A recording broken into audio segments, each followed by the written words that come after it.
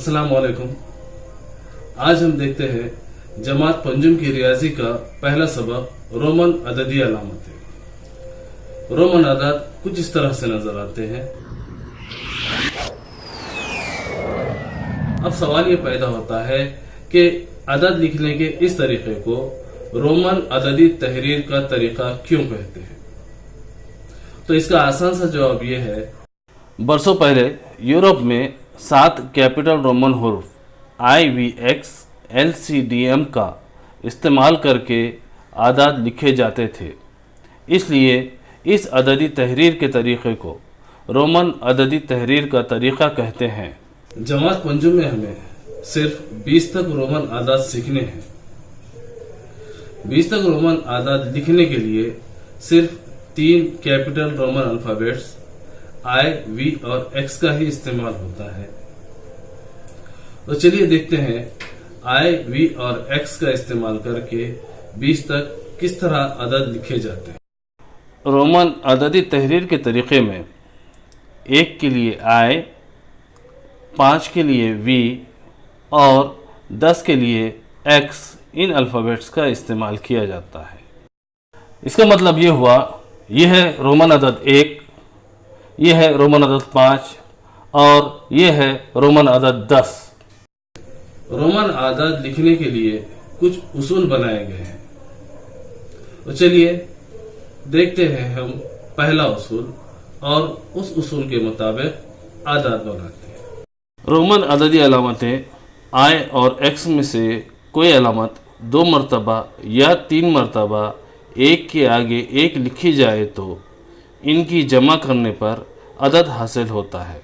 तो चलिए इस उसूल का इस्तेमाल करके कुछ अदद बनाते हैं। यह है रोमन अदद का 1। अगर इसके आगे एक और लिखा जाए तो इसका मतलब होगा 1 जमा 1 यानी 2। इसका मतलब ये हुआ कि रोमन अददी तहरीर के तरीक़े में 2 इस तरह से लिखा जाता है, यानी रोमन अददी तहरीर का 2 इस तरह से लिखा जाएगा, यानी यह है रोमन अदद 2। चलिए अब देखते हैं अगला अदद। यह है 1, हमने उसके आगे लिखा और 1 और उसके आगे लिखा और 1।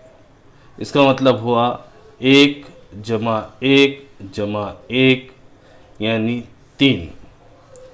इसका मतलब ये हुआ कि रोमन अददी तहरीर के तरीक़े में 3 इस तरह से लिखा जाता है, यानी यह है रोमन अदद 3। तो चलिए अब देखते हैं रोमन अदद लिखने के लिए बनाया गया अगला उसूल। रोमन अददी अलामतें I और X को एक के आगे एक ज़्यादा से ज़्यादा 3 मरतबा लिखते हैं। इसका मतलब ये हुआ कि हम I और X को 3 मरतबा से ज़्यादा एक के आगे एक नहीं लिख सकते। यानी अगर हम 4 को इस तरह से लिखेंगे तो ये गलत होगा, यानी कि 4 इस तरह से नहीं लिखा जाता। 4 लिखने का तरीक़ा कुछ और है जो हम आगे देखेंगे। इस वक्त आपको सिर्फ इतनी बात जहन में रखनी है कि I और X इन दोनों अलामतों को 3 मरतबा से ज़्यादा एक के आगे एक नहीं लिख सकते। इसी तरह से अलामत V को एक के आगे एक नहीं लिखते, यानी V जब भी लिखा जाएगा वो 1 मरतबा ही लिखा जाएगा।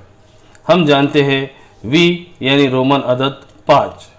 अगर हम V को एक के आगे एक 2 मरतबा लिखेंगे और उसे 10 पढ़ेंगे तो ये गलत होगा।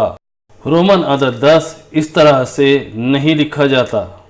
हम जानते हैं कि रोमन अदद 10 इस तरह से लिखा जाता है। यह है रोमन अदद 10। यह है रोमन अदद 10। अब हम इसके आगे एक और 10 लिखते हैं तो इसका मतलब होता है 10 जमा 10 यानी 20।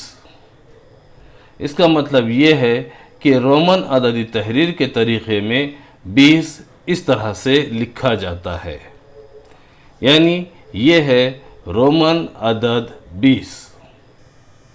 तो ये है 1, ये है 2, ये है 3, ये है 5, ये है 10 और ये है 20।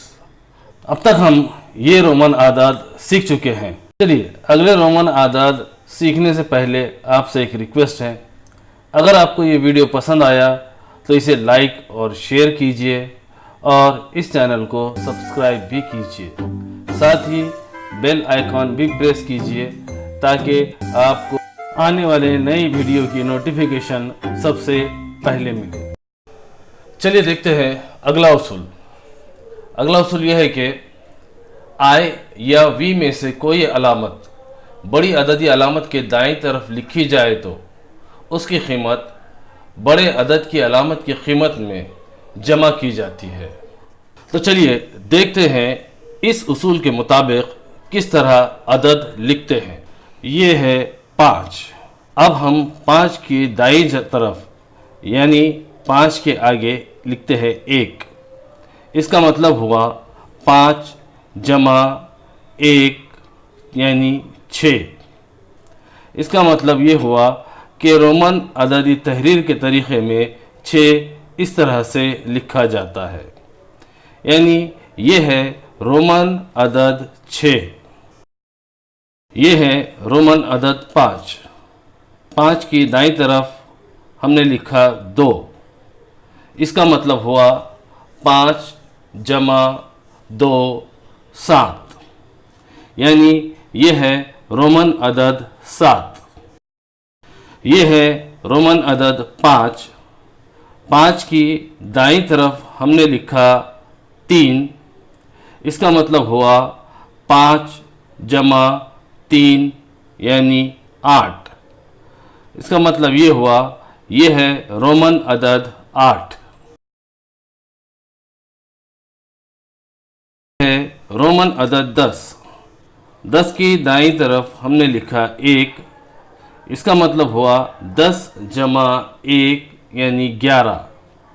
तो इसका मतलब ये हुआ ये है रोमन अदद 11। ये है रोमन अदद 10। हमने उसके दाईं तरफ लिखा रोमन अदद 2। इसका मतलब हुआ 10 जमा 2 12, यानी रोमन अदद 12 इस तरह लिखते हैं। यह है रोमन अदद 12। यह है रोमन अदद 10। अब हम इसके दाईं तरफ लिखते हैं रोमन अदद 3। इसका मतलब हुआ 10 जमा 3 यानी 13। इसका मतलब हुआ यह है रोमन अदद 13। यह है रोमन अदद 10। उसके आगे हम लिखते हैं रोमन अदद 5। इसका मतलब हुआ 10 जमा 5 यानी 15। यह है रोमन अदद 15। यह है 10। इसके आगे हमने लिखा 6। इसका मतलब हुआ 10 जमा 6 16, यानी यह है रोमन अदद 16। यह है 10। इसके आगे हमने लिखा 7। इसका मतलब हुआ 10 जमा 7 17, यानी यह है रोमन अदद 17। यह है 10। इसके आगे हमने लिखा 8। इसका मतलब हुआ 10 जमा 8 यानी 18। तो यह है रोमन अदद 18। चलिए अब देखते हैं अगला उसूल। अलामत आई अलामत वी या एक्स के बाईं तरफ लिखी जाए तो उसकी कीमत वी या एक्स की कीमत में से तफरीक करते हैं। चलिए इस उसूल के मुताबिक आदाद बनाते हैं। ये है 5। अब हम इसके बाईं तरफ लिखते हैं 1। इसका मतलब हुआ 5 तफरीक 1 यानी 4। इसका मतलब ये हुआ कि रोमन अददी तहरीर के तरीक़े में 4 इस तरह से लिखा जाता है, यानी यह है रोमन अदद 4। ये है 10। अब हम इसके बाईं तरफ लिखते हैं 1। इसका मतलब हुआ 10 तफरीक 1 यानी 9। तो इसका मतलब ये हुआ कि रोमन अददी तहरीर के तरीक़े में 9 इस तरह से लिखा जाता है। ये है रोमन अदद 9। अब बाकी बचा है 14 और 19, ये 2 अदद सीखना। चलिए देखते हैं रोमन अददी तहरीर के तरीक़े में 14 और 19 किस तरह लिखा जाता है। ये है 10। अब हम उसके आगे लिखते हैं 4। इसका मतलब हुआ 10 जमा 4 यानी 14, यानी यह है रोमन अदद 14। ये है 10। अब हम उसके आगे लिखते हैं 9। इसका मतलब हुआ 10 जमा 9 19, यानी यह है रोमन अदद 19। तो यहाँ तक हम सीख चुके हैं 1 से 20 तक रोमन आदाद। ये रहे 1 से 20 तक रोमन आदाद। रोमन आदाद के बारे में कुछ बातें हमें मालूम होना ज़रूरी है। वो ये कि रोमन अददी तहरीर के तरीक़े में सिफ़र के लिए कोई भी अलामत नहीं है, यानी रोमन अददी तहरीर के तरीक़े में सिफ़र ये अदद नहीं लिखा जाता। इसी तरह रोमन अददी तहरीर के तरीक़े में हिंसों की मुकामी कीमत भी नहीं होती। यहाँ ख़त्म होता है सबक नंबर 1 रोमन अददी अलामतें। तो चलिए मिलते हैं अगले वीडियो में।